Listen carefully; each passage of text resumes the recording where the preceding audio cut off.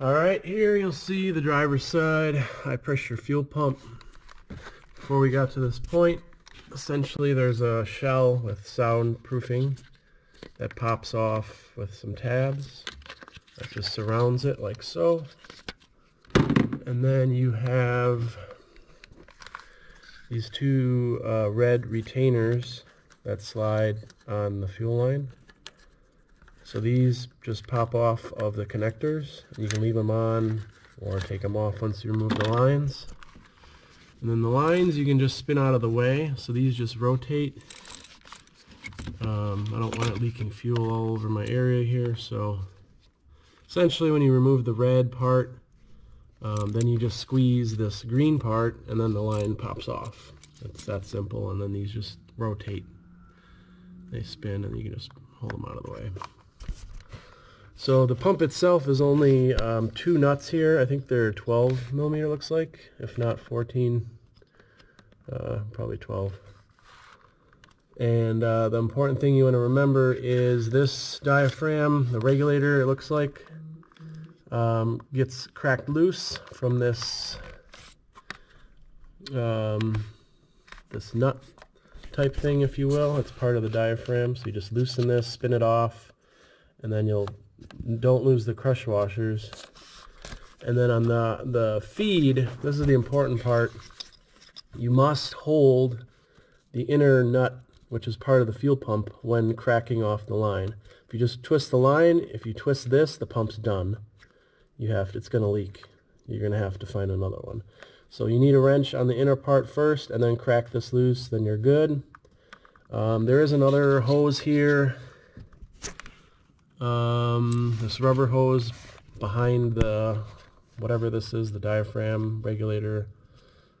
I don't know what it is, but you'll see it once you get this piece off. There's just a little hose with a clamp, and then that's it. The pump just kind of wiggles out of there, and then I'll just show the next portion after that with replacing the gasket.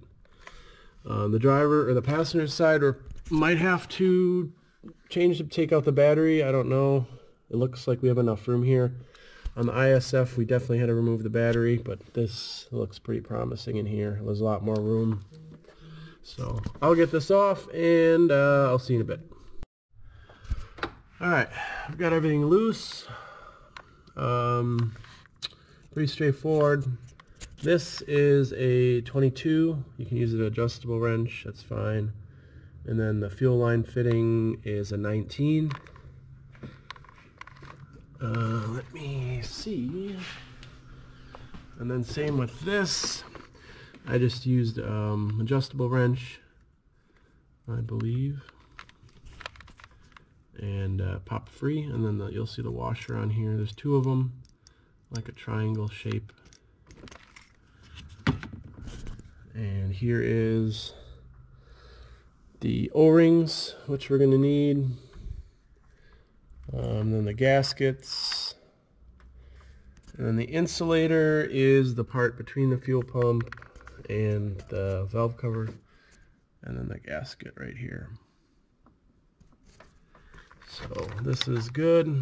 The line's loose. This assembly is loose here, as you can see.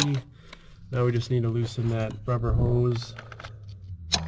Squeeze the clamp and undo it, and then do the 2 nuts for the fuel pump, and then we'll get that out of there. Alright, here we have the pump out. You can just twist it out of the way. That should give you enough room to work in there. I mean, that can just sit right there. You don't have to take it out of there. So then you'll see your little gasket. And then the insulator kind of goes in between, and you'll see, well, you might decide you're just going to reuse it. Well, it's all hard and the gasket material is crumbling off, so that's why it's recommended just to get a new one so you don't have problems like that.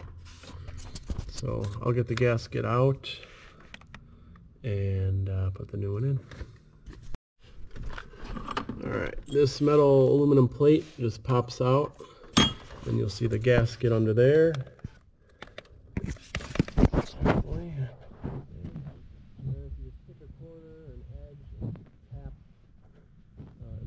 valve cover in the gasket, it'll just kind of pop free.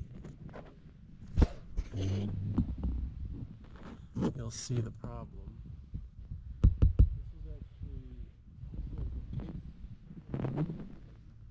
When they did the fuel pump recall, the new one is obviously very soft and pliable on the inside.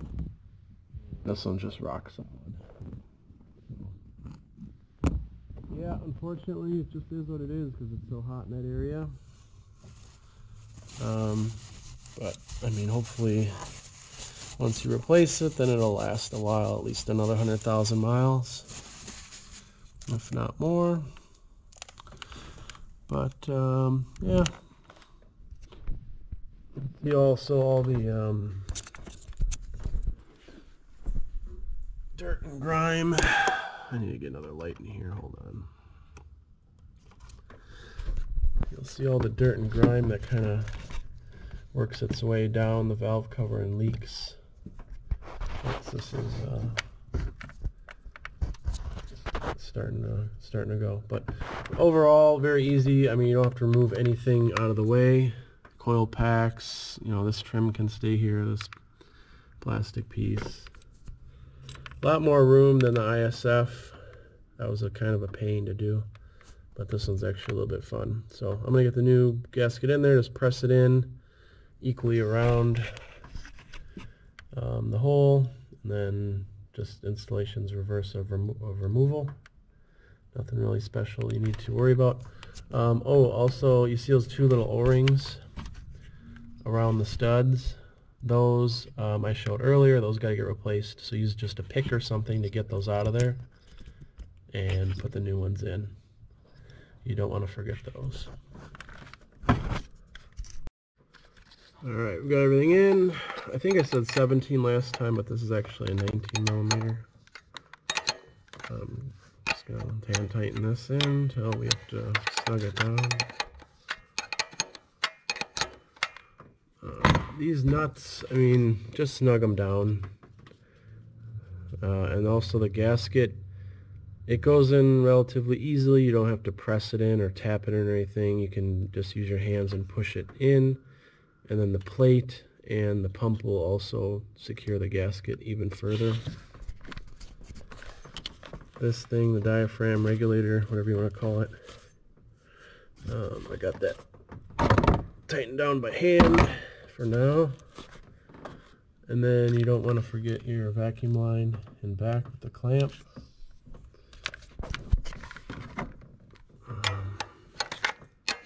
But pretty easy job. I mean, kind of relaxing. You just kind of lay across the front of the car with a blanket and mess with some nuts and bolts.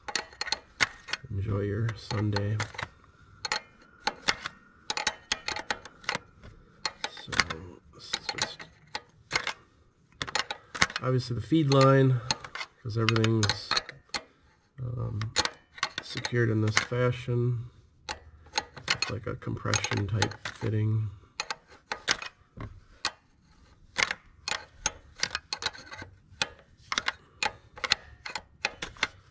Of course, it's too hard to tighten by hand. And then you put a wrench on it, you're like, oh, it's pretty easy. Try to tighten it by hand again.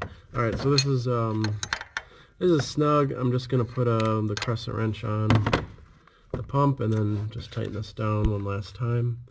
And then I'll tighten that down with the crescent wrench as well. Snug it. And that's it. So pretty easy. Same process on the other side. The fuel line, don't forget to put these orange or red things on first, because they don't press on.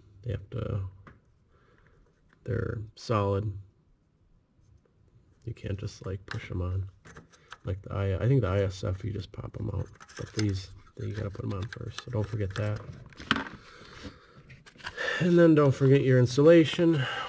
It makes the Lexus so quiet, because the high pressure pumps are pretty loud. So this foam really helps quiet them down a little bit. And then the final cap for your fuel lines, don't forget that as well. And that's it. Connectors, obviously, that you moved out of the way. Coil pack, if you unplug that, and then the pump, make sure to plug those back in.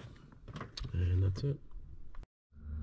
So passenger side is actually much easier. Just positioning and lack of the fuel lines. This one only took a few minutes to get off. It's ready to basically come out of here already. So you'll see the oil seepage down below, all the oil that leaks and then drips directly on the O2 sensor and exhaust manifold. So yeah, like I said, this side super easy. So I'll do the same, get everything changed up, put back in, and then I have all this soaking in purple power or simple green. Once I'm done, I'll just hose it all down so everything is nice and clean again, and start it up, make sure it works, and then button it up, and then move on to the suspension and brakes.